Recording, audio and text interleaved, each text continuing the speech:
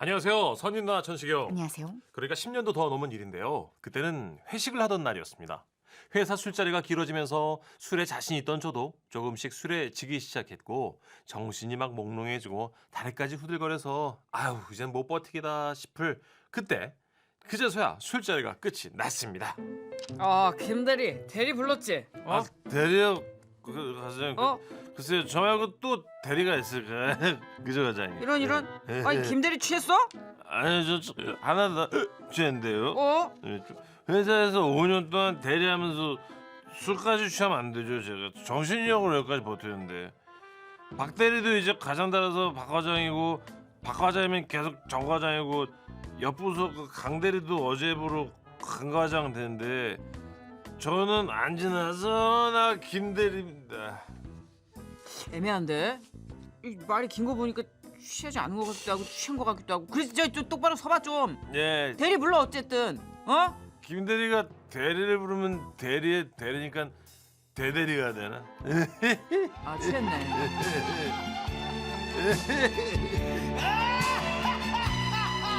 제가 길바닥에서 미친 듯이 웃고 있으니까 보다 못한 과장님이 대리기사님을 대신 불러주셨는지 저는 어느새 제 차 뒷좌석에 타고 있더라고요. 예, 이제 어떻게 집으로 가나요? 예. 와 이제는 처음 보는 대리기사님도 내가 대리라고 반말을 하시네. 저는 슬슬 기분이 나빠졌습니다. 그러니까 이제 술을 좀 작작히 해야지. 이제 술은 얼마나 마신 거야? 에? 이제 그러니까 내가 이제 술은 적당히 마시라고 이제 사방에 알리고 다니는데 말이야. 이제 사람들이 내 말을 너무 안 들어. 이제 그래서 내가 그래서 그런 그 거예요. 저도 모르게 왜 술을 많이 먹게 되는지 털어놓은 건. 저도 다 이유가 있습니다. 그렇겠지. 내 그 술 마신다는 사람 중에 이제 그 이유 없는 사람은 없어요. 이제 그 이유를 잘 만들어서 만들어서 이제 그냥 마시는 거지. 일부러 만든 게 아니라고요. 제가요. 예? 오늘까지 다 진급했는데 저만 5년째 대리예요. 제가 대학 때도 대리 출소 한번 안 했던 사람인데 이 회사에 와서 정말 죽도록 대리만 하고 이러다가 정년 때도 내가 대리로 퇴임하게 생겼다고요. 아니 그 이제 저 아직 젊은데 말이야. 이제 그런 거에 흔들림 쓰나. 내년에는 이제 진급을 하겠지. 그게 그렇게 차라 대표할 일이 아니라니까요. 알지도 못하시면서 뭐 직장생활 해보셨어요? 아이고 직장 생활 안 해본 사람이 어딨나. 나도 이제 이사만 35년을 했어요. 많이 힘들었지. 그 얘기를 듣고 나니까 운전하시는 기사님의 뒷모습이 왠지 모를 쓸쓸함이 묻어나는 것 같았습니다. 하긴 그래도 직장에서 이사 자리까지 올랐으면 와 그럼 성공하신 건데 지금은 대리기사로 투잡을 뛰어야 할 만큼 형편이 어려우신 거면 마음이 좀 착잡하기도 할 것 같았습니다. 아이고 참 이사 그거 아무나 하는 거 아니야. 이제 내가 진짜 막 그래도 얘기하는 거야. 회사에서 큰 차 줄 땐 좋으셨겠습니다. 어이 그러지. 근데 이제 이사는 또 차가 클수록 힘들지. 힘든 법이야. 철학적인 말씀이시네요. 그만큼 무거운 책임감에 따른다 그런 말씀이시죠? 순간 저는 직급이 올라갈수록 책임감과 그 불안감이 더 크겠다 그런 생각이 들었는데요. 그런데 이제 큰 차를 받으면 이제 그 책임감도 있지만 큰 차를 줬다는 건 이제 그만큼 이제 큰 냉장고를 옮겨야 한다 이런 뜻이니까. 예? 이사님이 왜 냉장고를 누가 옮겨? 예? 이사는 그 냉장고 세탁기 그런 거 옮기는 게 이사잖아. 이제 예. 내가 그건데. 회사 직급 임원 그 이사 아니고 이삿짐 이사였습니다.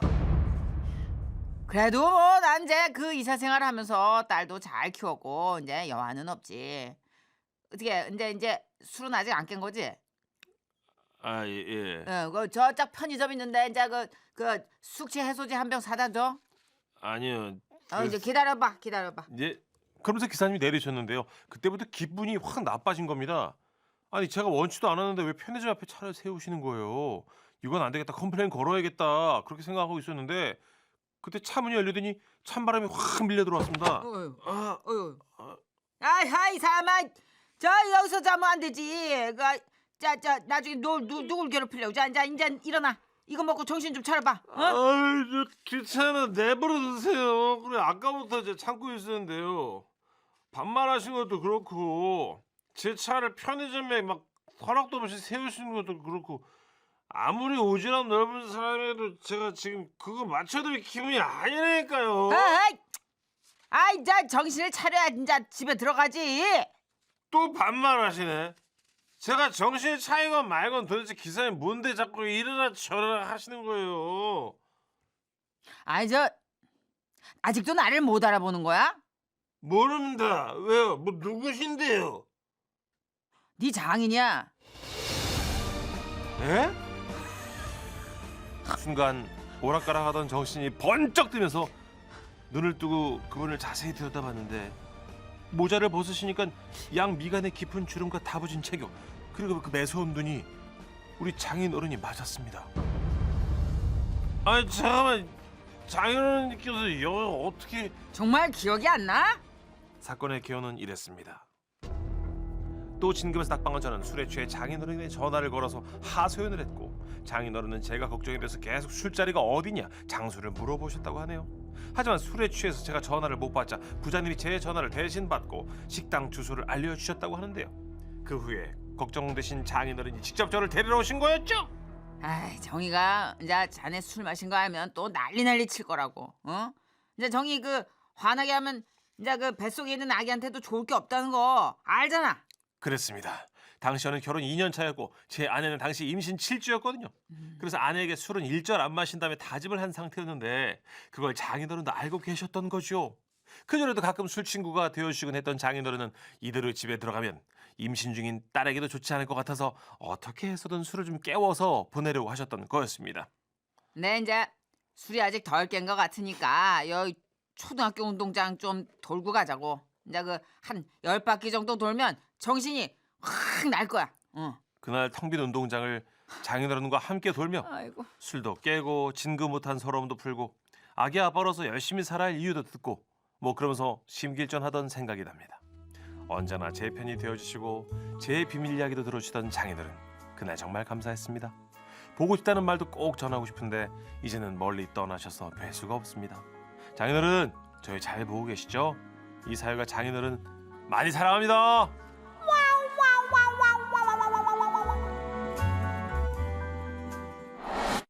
안녕하세요, 써니 언니 천식 오빠. 네. 우리 남편은요, 나이 들면서 애국심이 고취됐는지 너튜브 영상도 항상 긍정적인 한국의 미래, 세계를 빛내고 있는 자랑스러운 한국인들, 뭐 이런 내용들만 알고리즘으로 계속 떠요. 어허.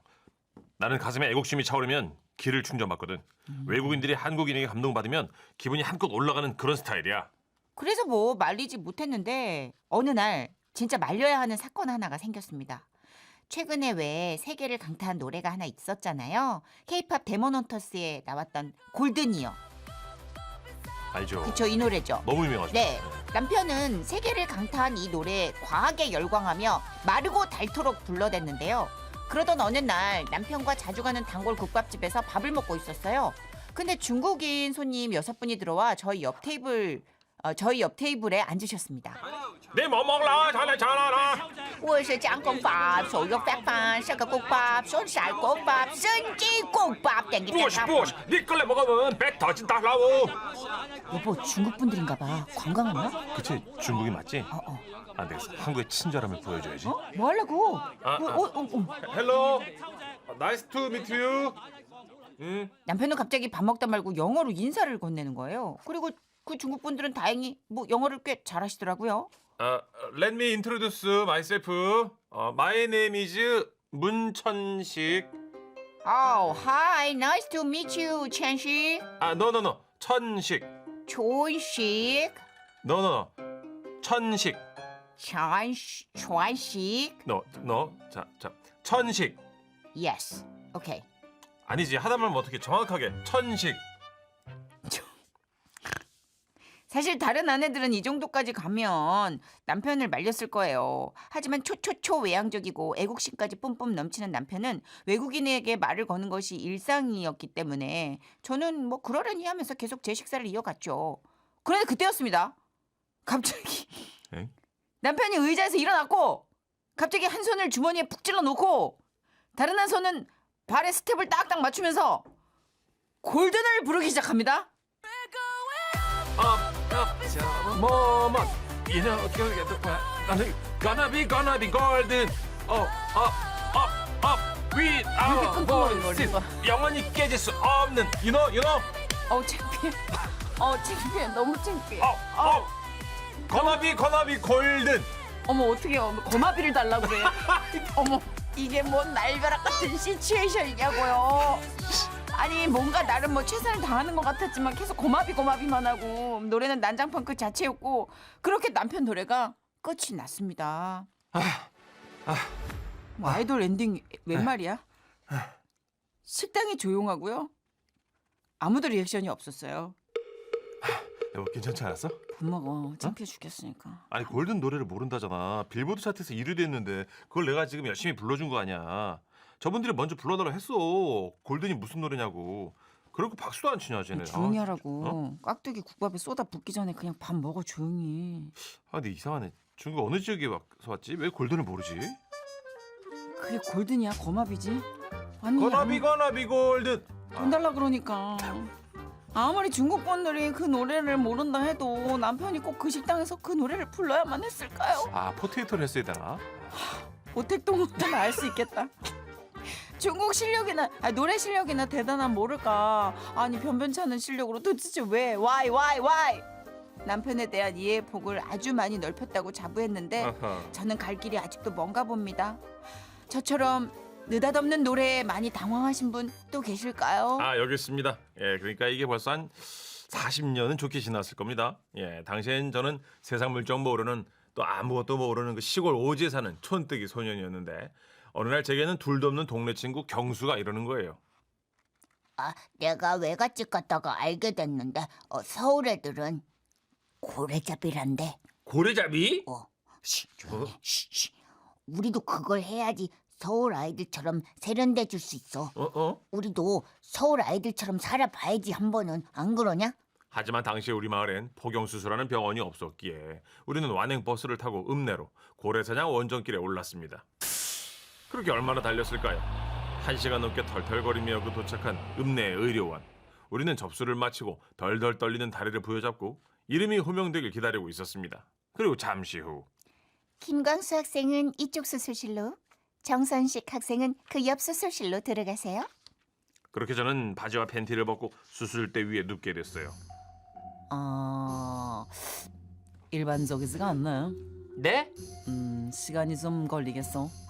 이제 마취를 할 건데 이게 국소 마취라 학생이 마취가 됐는지 안 됐는지 우리가 알 길이 없어. 그래서 우리가 수술하는 동안 그 노래를 좀 불러주면 좋겠는데. 노래요? 노래를 부르다가 마취가 풀려서 아프거나 무섭다 싶으면 노래를 멈추면 돼요. 네. 그래 잠시 후 저는 노래를 시작했죠. 울릉도 동남쪽 백길 따라 200리. 그런데 그때였어요. 옆방에서 이런 소리가 들려옵니다. 쨍하고 할뜰날 돌아온단다. 예, 제 친구도 수술하면서 노래를 시작한 거죠. 그렇게 양쪽 수술방에서는 노래가 물려 퍼졌던 거예요. 그 누가 아무리 자기네 땅이라고 우겨도 쨍하고 할뜰날 돌아온단다. 오징어, 꼴뚜기, 대구, 명태, 거북이, 쨍하고 할뜰날 돌아온단다. 연어알, 물새알, 돌아온단다. 이야, 이 상황에서 신기하게 경수랑 화음이 맞더라고요. 그리고 그렇게 우리의 노래가 끝나자 의사쌤이 말씀하셨습니다. 수술 끝났습니다.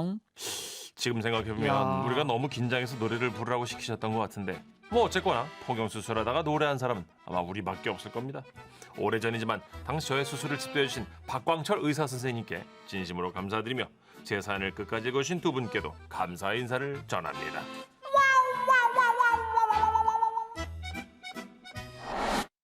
안녕하세요. 정선혜 씨, 문천식 씨. 안녕하세요. 우리 부부에겐 잠이 참 많은 딸이 있습니다. 네. 한번 잠을 자면 웬만해서는 일어나지 않을 정도로 계속 잡니다. 고3 때 수능을 치고 학교 가지 않을 때는 계속 잠을 자다가 끼니를 놓쳤고 화장실을 갔다 와서도 다시 잠드는 바람에 하루 종일 아무것도 먹지 못해서 잠 다이어트에 성공하기도 했죠. 아하. 그렇다고 본인이 노력을 안 하는 건 아닙니다. 본인도 일어날 시간에 알람을 맞췄지만 아무리 알람이 2개, 3개 울려도 일어나지 못해요. 딸, 알람 울렸어. 일어나. 일어나라고. 알람 소리 안 들려. 일어나. 늦었어. 일어나라고. 아우 정말. 그러던 어느 날 우리 딸이 고3이었을 때 큰 결심을 했는지 이상한 알람 시계를 주문해서 샀습니다. 그것은 바로 사격형 관역 표적 알람이었어요. 이 알람은요, 시간을 맞춘 후에 그 설정 시간이 되면 시끄러운 소리와 함께 눕혀져 있던 커다란 표적판이 올라옵니다. 그러면 같이 세트로 온 권총으로 그 표적판의 가운데 원점을 정확히 맞춰야 알람 소리가 꺼지는 거예요. 설마 이 정도로 알람이 울리면 나도 정신 차리지 않겠어요, 아빠? 그러나 놀랍게도 딸에는 정신을 못 차렸어요. 그 알람 소리가 어떤 소리를 내도 일어나지 않았습니다. 갑자기. 뭐야? 왜 이래? 여보, 이거 무슨 소리야? 전생 난 거야? 이거 뭐야? 새로 사는 알람 소리 같은데. 아우. 난 너무 놀랐어. 시끄러. 쟤는 도대체 왜 안 일어나고? 가가지고 좀 끄고 와 당신이. 저거 뭐 그냥 끄는 거 아니야. 그럼 어떻게 해? 사격을 해야 돼. 뭐래? 사격. 아니, 난 진짜 정신없어. 시끄러. 당신 좀 끄고 와 어떻게든. 나 총 못 쏴. 당신이 쏘고 와. 미쳤나 봐. 한 번도 쏴본 적 없는 총을 내가 어떻게 쏴? 어떻게 좀 쏴. 빨리 쏘고 와. 결국 아내와 저는 서로 총 쏘고 오라고 발기질하다가 같이 일어나서 딸의 방에 가서 새벽마다 본인이 아닌 우리 부부가 사격을 하게 된 거예요.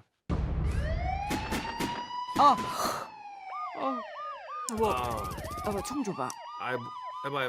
못 맞췄잖아. 제대로 좀 해봐. 아유 정말. 나 눈이 침침하게. 당신 해봐. 이리 줘. 안 되네. 그냥 가서 끌까? 아니. 이게 묘하게 오기 돋게 만드네. 내가 오늘 기필코 맞춘다 저거. 오케이. 맞췄어. 오! 여보, 어머 어떻게 이거 내가 야, 해냈어? 여러분 어머. 이게 뭐라고요? 맞춘 날은 기분이 참 좋대요.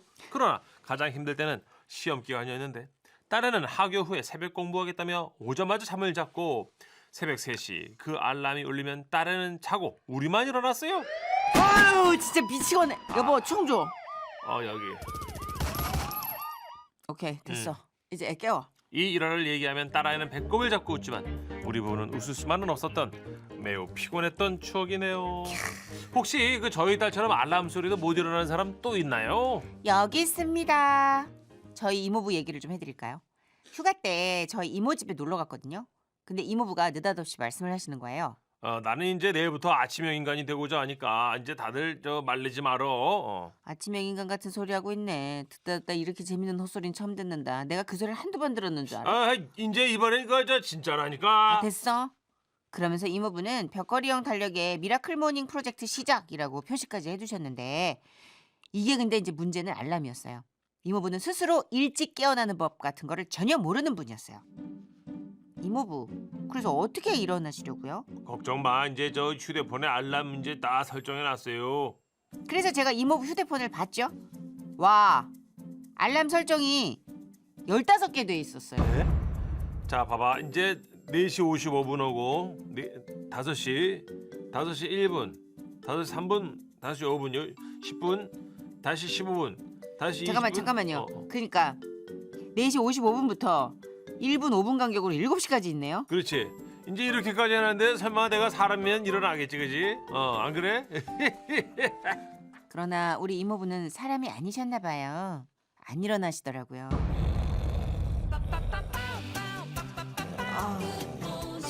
여보. 여보. 이게 뭐야? 좀 일어나. 알람 좀 꺼봐 좀. 아니 알람을 좀 어떻게 해보라고.